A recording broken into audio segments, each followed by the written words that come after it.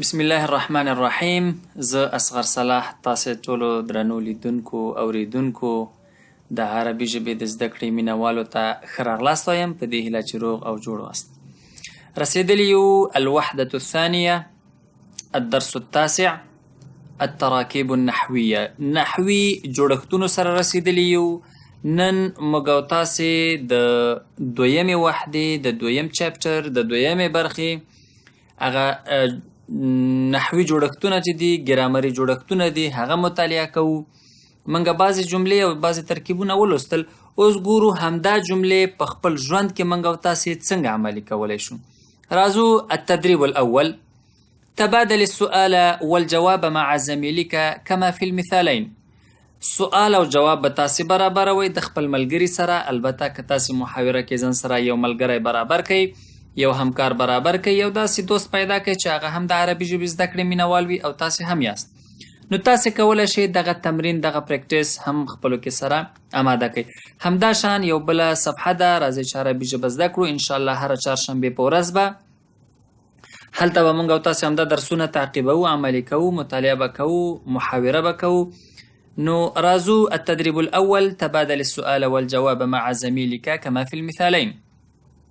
معطف غرفه، معطف چپن، غرفه کوټه. د دې دواړو مثالونو نه موږ او تاسې څنګه جملې باید جوړې کړو. راځو ګورو. یو مثال شته دی، مثال یې حل کړی دی همدغه، او نور یې بیا تاسې حلوئ. دا به لږ ولیکو 95. صحیح. راځو معطف او غرفه په هکله څنګه جملې جوړو. دا وګورئ، دلته مثال شته. یو طالب اول دی او بل طالب ثاني دی. طالب اول ورته وایي د دې په هکله ورته وایي دا شی چیرته دی، بل ورته وایي دا په دې ځای کې دی، بیا ورته وایي دا چیرته ده، یو چې دا همدا ده. لکه معطف دی، چپن دی. چپن چیرته دی عربي کې څنګه وایو؟ أين المعطف؟ أين چیرته دی؟ المعطف چپن. أين المعطف؟ چپن چیرته دی؟ دلته وګوره چې دی غرفه، کوټه. هذا هو المعطف. دا دی چپن. أين الغرفة؟ کوټه چیرته ده؟ هذه هي الغرفة. کوټه دا ده. همدا شان ابن او مصلى. د ابن پوښتنه هم کوئ، د مصلى پوښتنه هم کوئ چې ابن چیرته دی یا زوی چیرته دی. مصلى یا د لمونځ ځای په من ما بله ورځ شرحه که په بعضې کورونو کې واړه واړه جوماتونه او مسجدونه جوړ شوي وي. مسجد چیرته دی؟ دا مسجد دی. حمام یا تشناب چیرته دی؟ تشناب هغه دی. دغه څو مثالونه چې دي ده یو نظاره به پکې زه درته حل کم. نور دغه اته مثالونه بیا هم تکراروم. بله ورځ مې هم تکرار کړي وو. په یو مثال حلولو داسې فکر مه کوئ چې تاسې دا ټول تمرین حل کړ. کتاب یې جوړ کړی، اته مثاله، اته تصویرونه، اته عکسونه یا اته برخو باندې چې دغه تمرین حلول ویشلی دي. په دې کې حکمت دی، ستاسې دغه تمرین قوي کیږي. خپله به داسې شیانو سره مخ شئ چې اړ به شي چې اوه دا خو رښتیا باید ما ټول مثالونه جوړ کړي وای. أين الابن؟ هذا هو الابن. أين النظارة؟ هذه هي النظارة. دا نور مثالونه به هم تاسې را جوړ کړئ. انتقالي ګو 22 نمبر صفحې ته. الوحدة الثانية الدرس التاسع التدريب الثاني. تبادل السؤال والجواب مع زميلك كما في المثالين. سؤال او جواب تبادله کړئ خپل ملګري سره لکه څنګه چې په دوه مثالونو کې. دوه مثاله چا حل کړي؟ کتاب حل کړي دي. او نور مثالونه به بیا څوک حل کړي؟ هغه به تاسې حلوئ. راځو. سعید الغرفة يقرأ القرآن. دې کې به موږ او تاسې څنګه جملې جوړې کړو؟ جمله به داسې جوړوو چې سعید چیرته دی؟ سعید په کوټه کې دی. الغرفه کوټه، اول ته قرآن کریم لولي. داسې جملې په عربي کې جوړو. دی نه یو به پوښتنه کوي چې سعید چیرته دی. أين سعید؟ ګورئ په دې مثال کې اوس دا چې حل شوی دی أين سعید. سعید چیرته دی؟ چې دی الغرفه يقرأ القرآن. سعید فی الغرفة يقرأ القرآن. سعید په کوټه کې دی، قرآن کریم لولي. همدا شان سعیده الغرفة تقرأ القرآن. قرآن کریم لولي. اوس د دې لپاره به جمله څوک جوړوي او څنګه به جوړوي، دا هم مثال هم په کتاب کې حل شوی دی. این سعیده، سعیده چیرته ده؟ سعیدتو فی الغرفة، په کوټه کې ده. تقرأ القرآن، قرآن کریم لولي. مخکې ما ویلي وو چې یقرأ القرآن د مذکر لپاره چې قرآن کریم لولي. موږ به انشاءالله دا په تفصیل ولو چې فعل، زمانې یا حالتونه په عربي کې په 3 برخو ویشل شوي: ماضي، ماضي، پاست او مضارع او امر. مضارع په 2 برخو دی، یو حال دی او یو مستقبل یا راتلونکی دی، او امر چې دی لکه موږ او تاسو د یو څه غوښتنه کوو، د یو څه طلب کوو. نو انشاءالله هغه به تر څو دغه یو څو وحدې خلاصې کړو، بیا به د نحوې یا د ګرامر برخه ته هم لږ لږ سر ورښکاره کوو، تر څو به لږ موږ او تاسو یو څه اصطلاحات او عربي زده کړو، بیا به انشاءالله نحوې یا ګرامر ته هم سر ورښکاره کوو. راځو همدلته دغه نور څو مثاله دي په 32مه پاڼه کې: 1 2 3 4 1 2 3 4. تاسو باید تر 10 پورې اوس حساب انشاءالله زده به وي. نو صالح المسجد يصلي، لمونځ کوي. صالحه المصلى تصلي. لکه پوښتنه کوي أين صالح؟ صالح في المسجد يصلي. صالح په مسجد کې دی، لمونځ کوي. دا مثال هم زه درته حل کوم. أين صالحة؟ صالحة في المصلى تصلي. صالحة په جاینماز یا هغه ځای چې لمونځ لپاره مشخص کړی شوی دی هلته ده، تصلي، لمونځ کوي. همدا شان دا 2 مثاله خو به تاسې حتما ځکه حلوئ چې نور درته ما حل کړل. 2 کتاب حل کړي یو، 2 ما حل کړل، 2 به تاسې حل کړئ. ورپسې را انتقالیږو الوحدة الثانية الدرس التاسع. التدريب الثالث: تبادل السؤال والجواب مع زميلك كما في المثال. خپل ملګري سره سوال او جواب تبادله کړئ لکه څنګه چې په مثال کې دی. ما مخکې تاسو ته ویل ډېره به ښه شي چې یو ملګری ځان سره تاسې مجبور کړئ چې یا عربي زده کړي او یا کوم شوقي پیدا کړئ، نو دا به ورسره تاسې محاوره کوئ. کم از کم په کور کې خو یو پیدا کېږي. ځان ته هم کېږي، دا نه ده چې ناممکنه ده چې ځان ته زده شي، خو هغسې لږ ډېر ښه کېږي. لکه دلته چې وایي چې خپل ملګري سره سوال او جواب تبادله کړئ. دلته اوس په دې عکس کې تاسې ګورئ: والد عدنان مهندس. والد عدنان مهندس. د دې نه جملې څنګه جوړوو؟ مثال ته ګورو: من هذا؟ من څوک؟ هذا دا. من هذا؟ دا څوک دی؟ هذا والدي عدنان. هذا دا زما پلار والدي عدنان دی. هو مهندس، هغه انجینر دی. اوس عم تر، عمر مدرس ښوونکی. دلته هم تاسې وګورئ د دې نه همداسې جمله جوړ کړه. دا څوک دی؟ دا زما تره دی. ګوره عمي به وایي، زما تره، او عمر یې نوم دی او مدرس ښوونکی دی. هذا عمي. من هذا؟ دا څوک دی؟ هذا عمي عمر. دا زما تره عمر دی. هو مدرس، هغه ښوونکی دی. یعنی پوره معرفت یک تقریبا کوم دلته. نو همدا شان دا بل مثال به هم زه تاسو ته حل کړم. من هذا؟ دا څوک دی؟ هذا جدي سالم.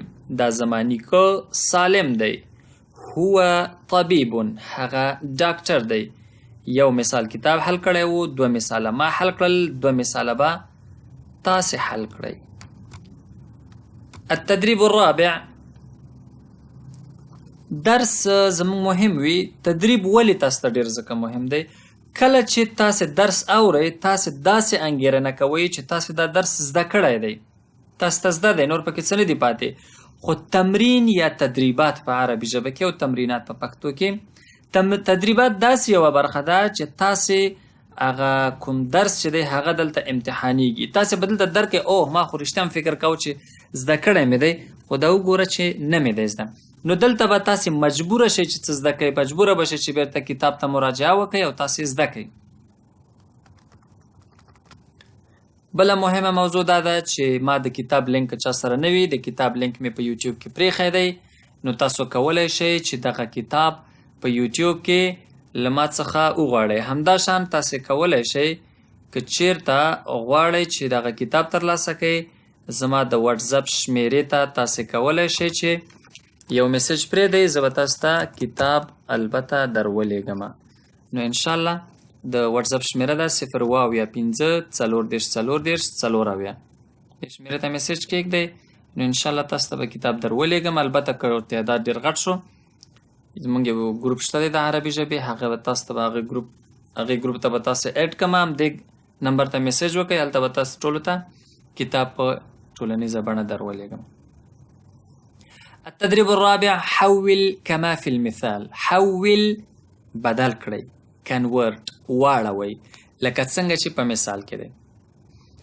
اوس دلته ما مخکې ویلیو یو موږ ملکیت لپاره اشاره کوو، د خپل ځان لپاره اشاره کوو، متکلم د ځان په هکله خبرې کوي، لکه زما کتاب، زما موبایل، زما کوټه، زما کمپله، یا هر څه چې وایي نو زما وایې، هوا یخه ده ځکه مې کمپله اچولې ده. هذا اشاره ده د مذکر لپاره، دا والدی زما پلار، والد پلار، والدی زما پلار عدنان، هذا والدی عدنان، دا زما پلار عدنان دی. مثال کې څه دی؟ والد او عدنان نه دا جملې جوړو، بیرته بیا وایو یو پرې وایو دا زما پلار عدنان دی، بیا په جمله کې هغه مذکر ته اشاره کوو. هذا دا مذکر، والده د هغه پلار عدنان دی. و یو نقطې ته باید تاسو سوچ وئ، موږ چې کله اشاره کوو والده د هغه پلار، خو چې کله مؤنث وي د هغې پلار بیا به څه وایو؟ والدها. والده د هغه پلار، والدها د هغې پلار. نو هذا والدي عدنان، هذا والده عدنان. زه به پکې درېیمه مور اضافي کړم مؤنث لپاره چې تاسې ذهن پرې اول نه خلاص وي، انشاءالله وروسته به راځي. په دې کتاب کې ډېر تدریجي بڼه استعمال شوې، لږ همغې بخش ته ور داخلېږو. هذا والدها عدنان. دلته د هذا په هذه ولې نه بدلېږي؟ ځکه والد چې دی دا مذکر دی، نو کله چې او دا اشاره چاته ده؟ والد ته ده، هغې ته نه ده اشاره. نو چې کله اشاره والد ته ده موږ به ګورو، که والده وي بیا به هذه وایو، که والد وي بیا به هذا وایو. هم عین مثال اوس والده ده، اوس دلته والده او خدیجه ده، دلته وایم هذا غلط. ولی؟ ځکه چې دا والده دی، والد نه دی. هذه والدتي، زما مور خدیجه، خدیجه ده. هذه والدتي خدیجه، دا زما مور خدیجه ده. او که چیرته همدا مذکر د هغه مور ده، یعنی کوم هلک وي، هذه والدته د هغه مور خدیجه ده. که وایم د هغې مور خدیجه ده بیا به څه وایم؟ هذه والدتها خدیجه. نو د هغه مور، زما مور والدتي، د هغه مور والدته، د هغې مور والدتها. دا اوس یو بل مثال دی، دا هم زه درته حلوم. دا درې وړه مثالونه زه حلوم ځکه دې کې لږ باریکي ده او لږ کیدای شي تاسې ته داسې لږ داسې دا یو نقطه پکې را اضافي شوې ده چې سخت درته ښکاره نه شي. ځکه زده کوونکو یو همیشه دا د زده کړې مرحله چې دی دې کې خصوصا انسان ډېر لټۍ ته معتاد وي که نه، خو انسان په لټۍ ښه ښکاري. خو انشاءالله زموږ تدریباتو کې به داسې نه وي. زه بیا همدا متل په نظر کې نیولو سره کوشش کوم چې تدریباتو کې ډېره برخه واخلم او ډېر حل کړم او لږ تاسو ته پرېږدم. ابن زوی، بدر، بدر. اوس وایم دا زما زوی دی، هذا دا مذکر، ابني زما زوی دی بدر. اوس وایم دا د هغه زوی بدر دی، هذا ابنه د هغه زوی بدر دی. او بیا وایم د هغې زوی دی، دلته هذه نه وایم. ولې؟ ځکه اشاره په هذا کې ابن ته دا و، ابن مذکر دی، نو ځکه وایم هذا ابنها، دا د هغې زوی بدر دی. اخت سلمه، خور سلمه، هذه اختي سلمى، دا زما خور سلمى ده. هذه اخته سلمى، دا د هغه خور سلمى ده. هذه اختها سلمى، دا د هغې خور سلمى ده. عم عائشه، عم عثمان، صديق احمد. دا درې وړه مثالونه به تاسې ته در پاتې شي تر څو یې حل کړئ. نو انشاءالله 34مه صفحه به بله ورځ ولولو. نن لپاره هم دومره درس بس دی. زه اصغر صلاح مو په لوی رب سپارم. ونلتقي إن شاء الله في النشر المقبلة، وإلى اللقاء القادم. أستودعكم الله، والسلام عليكم ورحمة الله وبركاته.